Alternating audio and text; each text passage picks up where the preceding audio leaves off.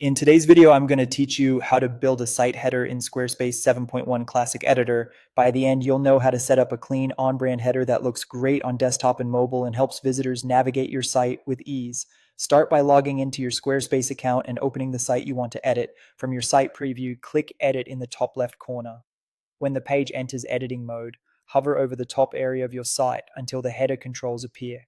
Then select Edit Site Header. This opens the dedicated header editor so you can work without affecting the rest of the page layout. Begin with your identity elements. In the header panel, update your site title or upload a logo. You can set different logo files for desktop and mobile if needed, which helps maintain clarity at smaller sizes. Use the size control to scale the logo so it's legible but not overpowering. Aim for a balance where the logo is crisp, the navigation is visible, and the header height remains comfortable. Next, open Edit Design to access layout and styling.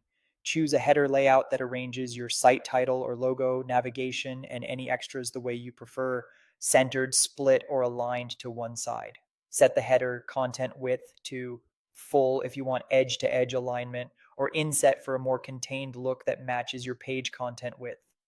Fine-tune spacing with the sliders.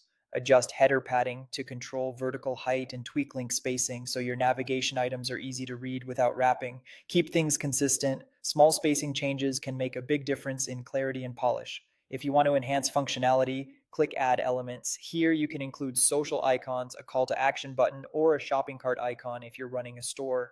Add only what supports your goals to keep the header clean and focused. In the Edit Design panel, switch to the Color tab to style the header background. Choose a color or theme that maintains strong contrast with your text and icons for accessibility.